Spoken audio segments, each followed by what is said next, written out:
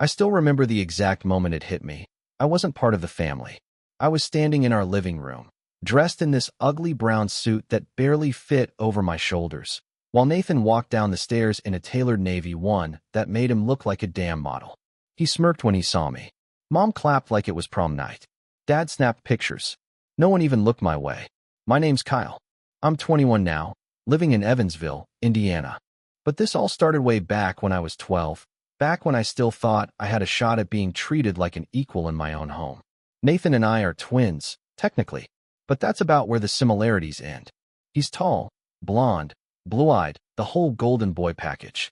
I'm darker-skinned, got more of grandma's side, quieter, average height, not into sports. Growing up, he got the brand new bikes, I got the beat-up ones.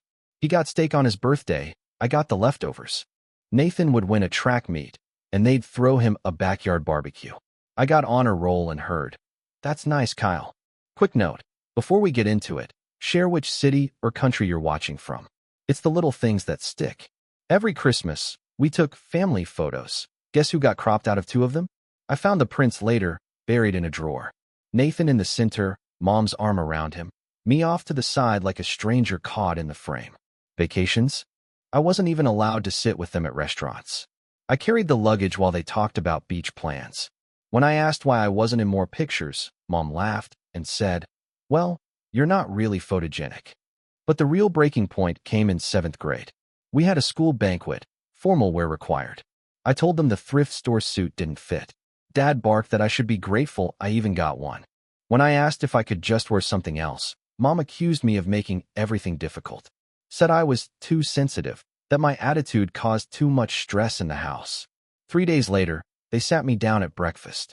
Told me I'd be going to live with Aunt Denise and Uncle Marty for a little while, so the house could be more peaceful. No fight, no hugs.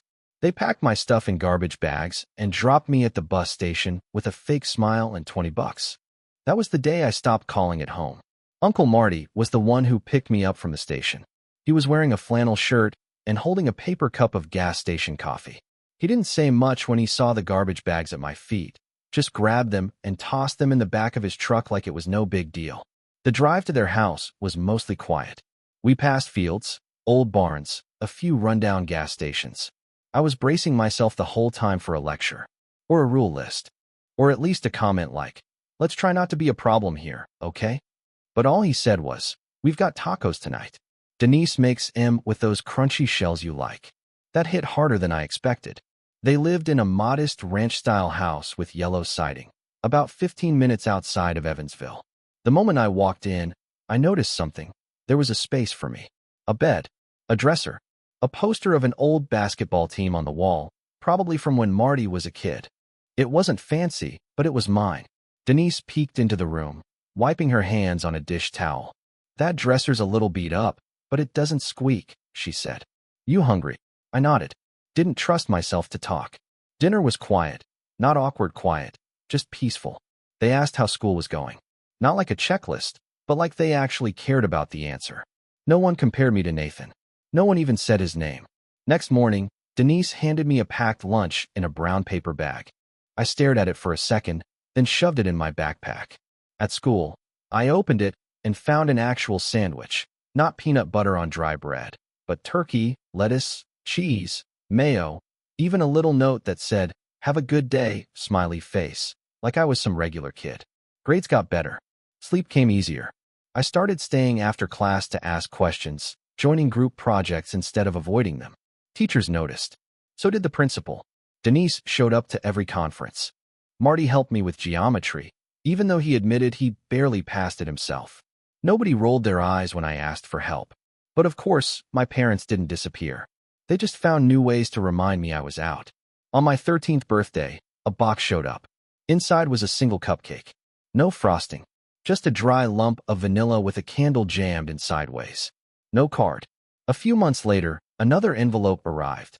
Burned participation ribbons from one of Nathan's old science fairs. I didn't say a word. Just tossed them in the back of the closet. Then came the photo. Marty brought it into the kitchen one night, still sealed in the manila envelope it came in. I was doing homework. He slid it across the table without a word. I opened it and stared at the glossy print. Family photo, taken last year. Me, Mom, Dad, and Nathan at some cookout. My face had been crossed out with thick black marker. Twice. I didn't flinch. You want me to handle this? Marty asked, his voice tight. I shook my head. No. Let them keep going. He looked confused. You sure? I nodded. Yeah. I'm saving everything. He paused. Why? Because one day, they'll pretend none of it happened, I said, sliding the photo back into the envelope. And I want proof. He didn't push. Just got up and grabbed 2 root beers from the fridge. We drank them in silence while the envelope sat between us on the table like a loaded gun. I still had that photo tucked in the back of my closet, right behind a shoebox full of old notes, burned ribbons, and unopened cards. I didn't look at it often. Just knew it was there, waiting. By the time I was 20, I was a few months away from finishing HVAC certification at trade school, living with Marty and Denise full-time, paying rent, working part-time, doing fine. The inheritance from our grandparents had just cleared, $10,000, split between the twins, supposedly. Grandma had always said she wanted both of us to have something to start life with. That's when the call came.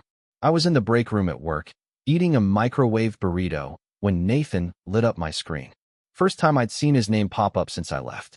I let it ring until the last second. Picked up, kept my tone flat. Yeah. His voice was all fake cheer. Hey man. Wow. It's been forever. I didn't say anything. So, I heard the trust kicked in. Pretty cool, right? Grandma would have wanted us both to. There it was. He kept going, not missing a beat. I figured we could maybe, split it. Even it out. I mean, we're brothers, after all. I leaned back in my chair and looked out the window. You remember that 4th of July, when y'all made me eat at the kids' table outside with the dog? He paused. What? You were inside with the AC and steak. I was out back with a paper plate and hot dogs from 2 days ago. Dennis said there wasn't enough room inside. You laughed and locked the sliding door. Nathan chuckled, like that made it less messed up. Dude, that was years ago. We were kids. Yeah, and I remember all of it. His tone changed fast. Okay, look, I'm not here to fight. I just think, real talk, you've had it easy with Marty and Denise. You got out. You didn't have to deal with all the pressure I did. You mean pressure like being called the favorite? Must have been tough. He ignored that. I'm just saying, things weren't perfect for me either. And now that you've got this money, maybe it's time to, I don't know, even the scales a bit. I kept my voice calm. What scales, Nathan? There was a pause. Then he said it. You wouldn't even have that money if Mom and Dad hadn't set it up originally. I blinked. Say that again. You heard me. I stood up, threw my burrito in the trash, and walked out to the back alley behind the shop. You think this money is yours because Dennis filled out some form 15 years ago? I'm saying it's not just yours. You're acting like they didn't help you get where you are. I let the silence stretch out. Let him sit in it. Then I said, you helped get me here too. He jumped on it. Exactly. That's what I'm trying to say. No, I cut in. You helped get me here by being the reason I had to start from zero. You, Mom, and Dad made sure I knew I didn't belong. So now I do. Without any of you. His voice cracked a little. Man, I'm just trying to talk like adults. Then grow up, I said, and I hung up. Didn't scream. Didn't block him either. I just stood in that alley, phone in my pocket, watching cars pass by like nothing had happened. Because to me, it hadn't. The next morning, my phone was already blowing up. First it was Dennis. Nathan said you hung up on him. Don't be cruel, Kyle. Be better than that. Then Linda. We didn't raise you to be selfish. That one actually made me laugh. By lunchtime, it wasn't just them. Aunt Carla from Illinois. Some second cousin I hadn't heard from since middle school. One of them said, he's your twin, for God's sake. Family is everything. They all wanted one thing. For me to hand over the inheritance. Nobody asked if I was okay. Nobody said, hey, what happened back then? Just, fix it. Pay up. Make peace. And then Nathan made it public. I was lying in bed scrolling Reddit when I saw the fundraiser. Title, Help Me Get Educated. My brother refuses to help. I clicked the link, half dreading what I'd find. There he was, posing in front of a black Range Rover like he was in a damn music video. The caption said, trying to finish my master's, but my brother turned his back on family. Any help appreciated. I didn't say a word. Didn't comment. Didn't donate. Just started taking screenshots. Every hour, more text came in. He needs your help. You've been so blessed. Just give a little, it won't hurt you. A few had the nerve to say, I should be grateful Mom and Dad took you in at all. Like they hadn't kicked me out before my voice had even dropped. But the best part came 2 days later. My cousin Sarah sent me a screenshot from a private family group chat I wasn't in. She didn't say much, just, thought you should see this. It was Nathan, bragging, don't worry. I'll get him to pay. He's just holding out for attention. Guilt works. It always does. Another message followed. I'll use whatever angle I need. He'll cave eventually. Watch. That's when I realized I wasn't just dealing with entitlement. This was strategy. So I made a new folder on my phone. Labeled it Nathan Receipts. Every voicemail. Every fundraiser update. Every group text forwarded from cousins who were starting to feel uneasy. I didn't respond to anyone. I just started collecting. Nathan posted an Instagram story thanking generous donors, showing himself at a day spa with cucumber slices on his eyes. The caption said, recovery time before the academic grind. I saved the video. Marty noticed the phone traffic one night when we were watching a game. He glanced over and said, you good? Yep, I said. You sure? Just organizing things. He didn't ask more.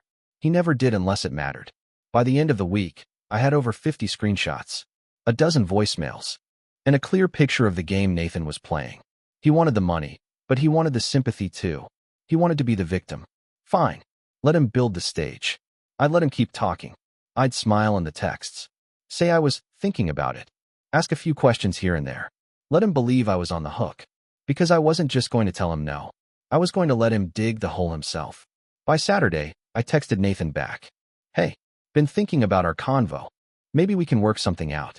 But I'll need some details first. He replied within 2 minutes. Totally. What kind of details? Tuition paperwork. Itemized budget. What exactly you need the money for? He hit me with a thumbs up emoji and said he'd send it over soon. 12 hours later, I got a PDF titled Fall Education Plan.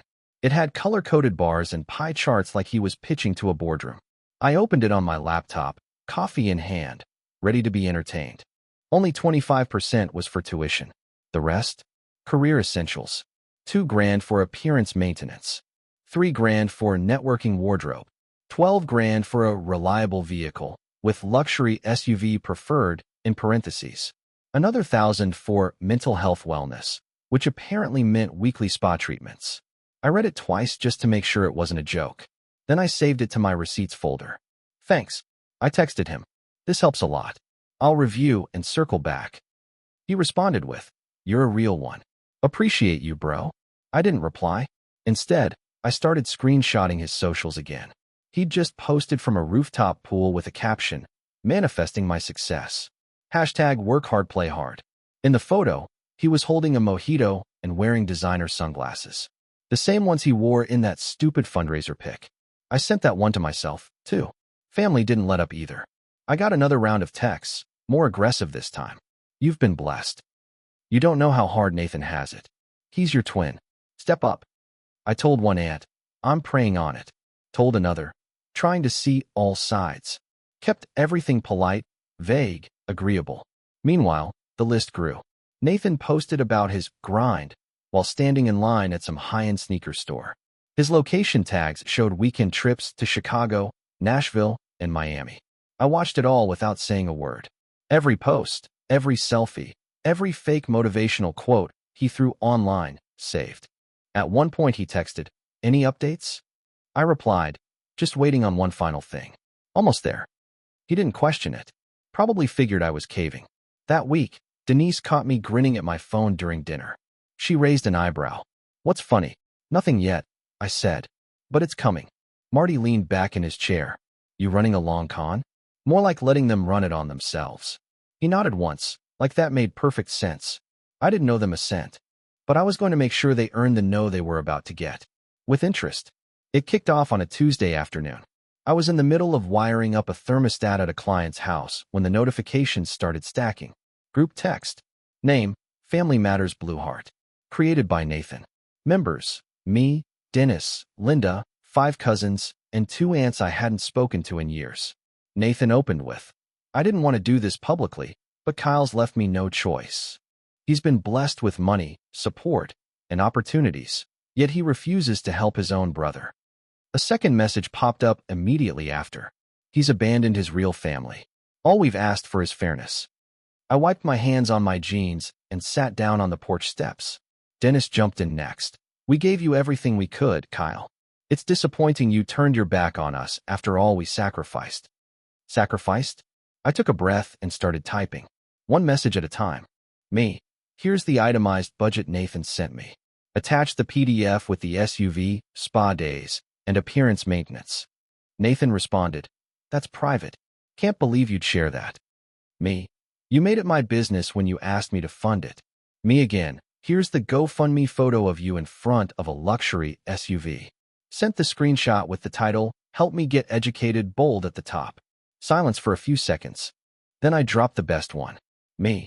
And here's you bragging that I'll cave no matter what. Attached Sarah's forwarded screenshot from the private group chat. One cousin replied with the eyes emoji.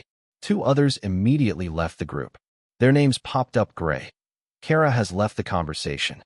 Jason has left the conversation. Linda finally chimed in. Kyle, this is embarrassing.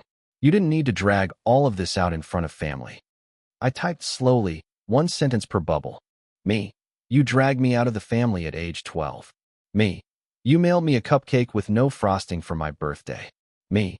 You sent a photo with my face crossed out in Sharpie. Another cousin sent a message. Wait, what?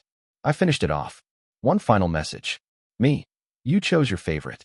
You got rid of me. You don't get to ask for my money now. Then I hit leave conversation. I stared at the screen for a second. No regrets. No second thoughts.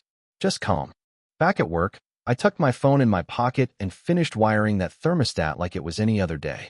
The fundraiser disappeared the next morning. Just gone. Link dead. Post deleted.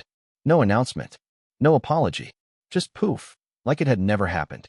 By the end of the week, the group chat was quiet. Nobody tried to make a new one. A few of the same relatives who'd sent guilt bombs days earlier started trickling into my inbox. One messaged, Hey, I had no idea it was like that. I'm really sorry. Another just said, Didn't know your side. Makes more sense now. I didn't reply to most of them. Some things don't need answers. I showed everything to Marty and Denise that Friday. We sat around the kitchen table with popcorn and root beer like it was movie night. I pulled out the screenshots, the PDF, the spa videos, the SUV photos, laid it all out like cards in a winning hand. Marty shook his head and laughed. Damn, kid really thought this was gonna work? He thought I'd fold like I used to, I said. Denise popped another kernel in her mouth and pointed at the PDF. That chart's got more colors than a damn paint store. We laughed until our sides hurt. Not because any of it was funny, but because it was finally over. The fallout hit faster than I expected. I started noticing little things. Nathan's tagged photos on Facebook stopped showing up. Cousins I hadn't spoken to in years quietly unfriended him. One aunt posted a birthday photo collage, used one of me and Denise instead of Nathan and Linda. Nobody said anything direct, but the shift was obvious. Nathan was getting iced out. He must have felt it, because 3 days later, he messaged me. Everything got taken way out of context. I was venting. People twisted it. I didn't answer. An hour later, he followed up. You made me look like a scammer. This isn't fair. I still didn't reply. I had the screenshots, the dates, the metadata, the original URLs. Nothing was twisted. Nothing was out of context. He said what he said. He did what he did. The silence that followed was clean. No more texts. No more family guilt tripping me. No sudden we miss you messages. Just nothing. And it was the best nothing I'd ever had. I didn't post about it. Didn't gloat. Didn't make a speech. I let it all settle on its own. Let them sit in the mess they made. It was a Saturday morning, gray skies, a little drizzle, and I was halfway through cleaning out my truck when I heard the knock. 3 slow bangs on the front door. Not a delivery. Not a neighbor. I walked over, wiping my hands on a rag. Looked through the peephole. Dennis. Linda. And behind them, Nathan, standing on the porch in a hoodie, hands shoved in his pockets, but still wearing those same designer sunglasses. I opened the door. Didn't say a word. Dennis cleared his throat. Hey, son. Linda stepped forward like this was some casual visit. We were just in the area and thought we'd come by. I leaned on the doorframe. You drove 3 hours to just come by? Nathan stayed quiet, eyes down. Probably rehearsed for sympathy. Dennis sighed like this was hard for him. The house is being foreclosed. We're in a tight spot. Thought maybe we could talk. Linda added, we don't need much. Just enough to stay afloat for a while. It's temporary. They looked rough.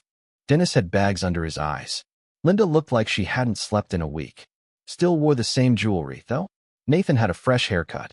I kept my voice even. You showed up to ask for money. Linda put a hand on her chest. We didn't want to come to this. We've tried everything. Nathan finally spoke, soft like he was some reformed monk. We're not asking for much, Kyle. Just help the family out. I stared at him. Help the same family that handed me off at 12 and never looked back? Dennis looked away. I kept going. You remember the cupcake? No frosting. Remember the photo with the Sharpie across my face? Linda opened her mouth, but I cut her off. You made your choices. All of you. Nathan stepped forward like he had something real to say. Look, I get it. I was an ass. But things are different now. I'm just trying to fix what I can. I looked him dead in the face. You're here because you lost the audience. That's it. Nobody answered. I nodded once, like that settled it. The answer's no. Linda's voice cracked. Kyle, please. We wouldn't be here if we had any other option. No. Dennis opened his mouth again. I didn't wait. I shut the door. Mid-sentence. Calm. Quiet. Done. I walked back to my truck, picked up where I left off, and didn't think about them again for the rest of the day. A few weeks later, I was out with two buddies from trade school. We'd finished a big installed job ahead of schedule, so we hit up this steakhouse off I-69. Nothing fancy, but solid ribeyes and cold beer. I excused myself mid-meal to hit the restroom. Took the side hallway past the kitchen, rounded the corner, and nearly ran straight into a mop bucket. Then I saw him. Nathan, dressed head to toe in a gray janitor's uniform, name tag and all. He had earbuds in, but he looked up just in time to lock eyes with me. And I laughed. Loud. Couldn't help it. Years of rage and silence just cracked open into one clean, sharp burst. He froze, shoulders stiff. Took a half step back like he wanted to vanish. I reached for my phone. Calm. Casual. Snapped 2 quick photos while he scrambled to grab the mop and turn away. Didn't see you at the fundraiser, I said. He didn't answer. Just disappeared through a door marked employees only like the floor might swallow him. I stood there for a second, grinning to myself. Then I slipped my phone back in my pocket and walked to the restroom like nothing had happened. Back at the table, I didn't mention it. Just picked up my fork and finished my steak.